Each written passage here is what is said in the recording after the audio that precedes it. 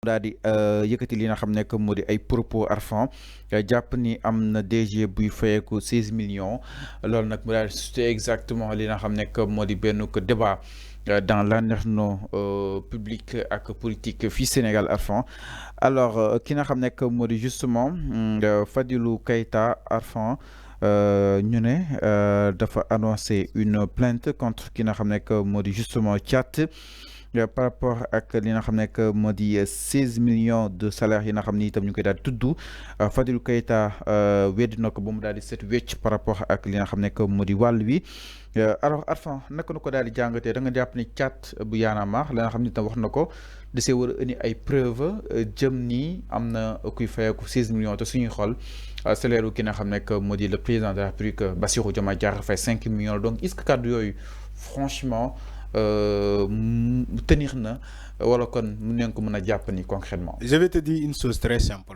Fallou Thiat xaw ma kan moo ko jox information boobu. mais daf ko dugal ci erreur. rey na ko. rey na ko pak. Il ne cesse de le répéter. Thiat yàgg na dem ci ay comment dire ay plateau di wax ces conneries là di naan woy ay DG yi fayeeku 16 millions. xaw ma kan moo ko jox information boobu de mais njuumte la. mais je suis d'accord ni Thiat lu muy avancer ni am na ci preuve bu dee am na ci preuve moom amu problème. 16 millions Arfan. oui. na doon 20 millions. dama de na doon 20 millions. tant que yaa ngi yor ay preuve man Arfan je suis d'accord avec toi. demal fu la neex yow yaay am dëgg. mais attention quand un Thiat dit que oui il y a des DG yoo xamante ñu ngi Sénégal di fayee ko 16 millions. buñ la wooyee nga ñu ne la ñëwal. joxuñu ay firnde joxuñu ay preuve ni que DG sangam mu ngi jot ay 16 millions mu ngi fayeeku 16 millions te yow yoroo preuve loolu mooy problème bi de nit ñi war nañu il faut apprendre à dire la vérité na nit ñi accepter di wax dëgg. na nit ñi wax dëgg c'est ça la réalité Fallou. Il faut pas parler pour plaire aux gens de ouais il y a des DG même ñiy fayeeku 16 millions alors que yow bu ñu la wooyee kaay ana ban DG mu nga gis Sénégal buy fayeeku 16 millions tu ne seras même pas à mesure de fournir des preuves wala këyit bu wane ni que DG sangam mu ngi fayeeku 16 millions. Il faut arrêter. Peut-être bombe bu mu lâché la. non bombe la. c'est ce que j'ai dit bàyyi ñi ñu dem uti ay enquête ay preuves. non mais loolu boo lâché bombe bi dañ lay woo. yow mii lancé bombe bi yow la ñuy woo mais yow la ñuy woo di dañu woo Arfan de parce que dafa ne Thiat nee ne déedéet Thiat moo ko wax Thiat la ñuy woo ne ko Thiat kaay yow yaa ne Sénégalais y a un DG qu'on paye au Sénégal à 16 millions ban preuve nga yor joxuñu ko ñun dañ ko soxla. joxuñu preuve bi ñun dañ ko soxla vraiment franchement donc on doit s'apprendre à dire la vérité il faut apprendre à dire la vérité. Thiat tu es rappeur, d'accord. Un rappeur, il ne dit pas que oui, tu dois toujours attaquer, critiquer, sans donner de solution. Un rappeur, tu dois critiquer, tu dois chanter ce que tu veux. Alors, Arfan, mais aussi, quand un chanteur donne des informations, il doit donner des informations justes et vraies. Comme le journaliste. Parce que le chanteur aussi, il informe à travers son rap, sa musique. Il informe, il conscientise, il éduque. Le chanteur, il éduque. Mais quand un rappeur n'est là que pour critiquer et dire des choses, c'est ça la manipulation. C'est très grave. Alors, c'est ça la manipulation et c'est puni par la loi, c'est très grave. Alors, jàpp na ni nguuru bi dafa war a jeex c'est-à-dire maanaam Sénégal dañuy nguuru lool. mais le président de la République l'a dit. Parce que bokkoon na si les missions yu fondamentales yu li nga xam ne que le président de la République waaye jàpp ne loolu gisuñu ko concrètement. te joxewuñu ko muñ leen mais muñ bi dina commencé su ñoom. Le président de la République, encore une fois, Bassirou Diomaye Faye et le premier ministre Ousmane Sonko, ils l'ont dit publiquement qu'il y avait des séances de travail pour la réduction de salaire des hauts fonctionnaires. Des hauts fonctionnaires.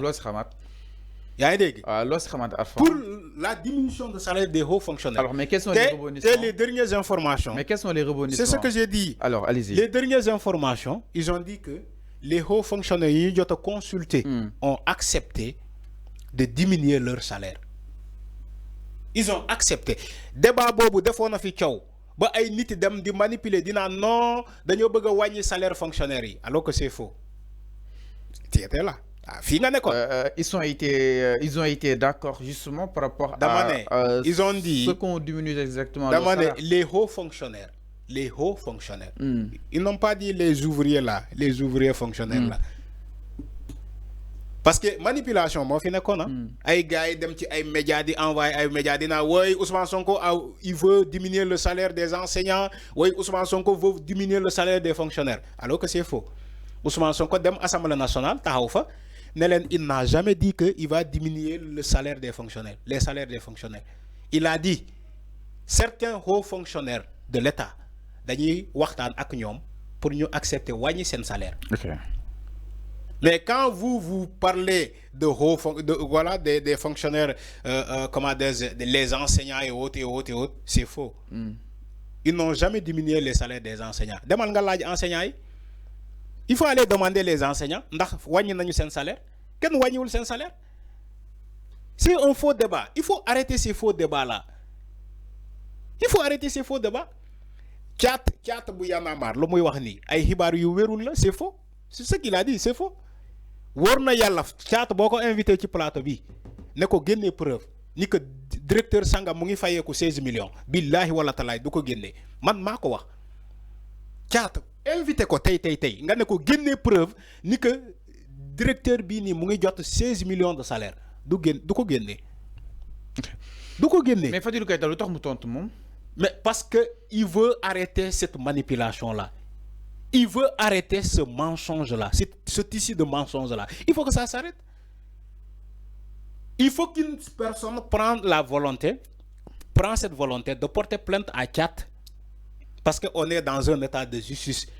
Quand il y a des allégations non fondées, il faut porter plainte. Nga ne la personne, li nga wax ni faut ko jëlé, kay nga léral ko, kay ñu dem ci kanam yoon mu léral ko. C'est ce que Fadilou Keita a voulu rectifier à Tchad. Mu ne ko dama lay porter plainte comme ça ñom ñaar ñu and dem fu mu mbaxana doone ben ñu léral ko. Si il y a un directeur qui est dans ce pays là di fayé ko ay 16 millions de salaire, nañu dem ci kanam yoon ñu léral ko. Et la justice va interpeller ce directeur là direct. Laaj ko ndax c'est vrai ni que yaa ngi fayé ko 16 millions. OK. Bay len tiaxan. Vouloir parler trop pour plaire aux gens, voilà, supposer qu'un rappeur engagé, c'est pas comme ça. Un rappeur engagé doit donner la bonne information. Mom lu ta muy attaquer fan yele Walfadjri lan mo nekkoon problème mom ak Walfadjri mom chat parce que dafa ne Walfadjri dafay manipuler Walfadjri nguur gi lay jappalé du loolu la doon reprocher Walfadjri mais pourquoi mom tay di wax ay information yu amul mom chat. Non, bul japp ni amul. Non, amul. Dama ne fallu amul. C'est faux. C'est archi faux. Actuellement, il n'y a pas un directeur au Sénégal qui buy fayeku 16 millions actuellement. Xana mu nek ci ben institut privé de. Mu am ki bopam, nu koy waxe? Entreprise bopam, mu am société bopam. Là l'État n'y peut rien. Parce qu'il y a des milliardaires dans ce pays. Ñu yor sen société, ñu yor sen entreprise, ñooñu bu leen nexé nañu fayé ko 20 millions. Buñ leen nexé nañu fayé ko 30 millions. Yoon kenn newu ci. Okay. Mais si il y a un directeur qui est dans la fonction publique, bi fayé ko 16 millions, ci jamono bi où l'État a discuté presque avec tout le monde pour ñu wañi sen salaire, c'est faux, amul. Caata day wax lu ko né. Amul. C'est faux. C'est faux, amul. Donc da nga japp ni ki nga xam nek modi Fadilou Keita dafa bëgg barre wax di à court. Oui, wax ji yam fi parce que mais nak non mënu fay. Parce que bu porté wul plainte, il faut tamit ki leeral ñu dans une affaire de justice, dans des allégations non fondées, okay, dans un discours diffusé, si ce discours là est basé sur un tissu de mensonges, si une personne qui incarne donc ce dont le gars l'a dit, s'il ne prend pas la responsabilité de porter plainte, les gens vont croire que ce rapport-là, ce qu'il dit, c'est la vérité. Est-ce que tu comprends ce que je dis? Ok.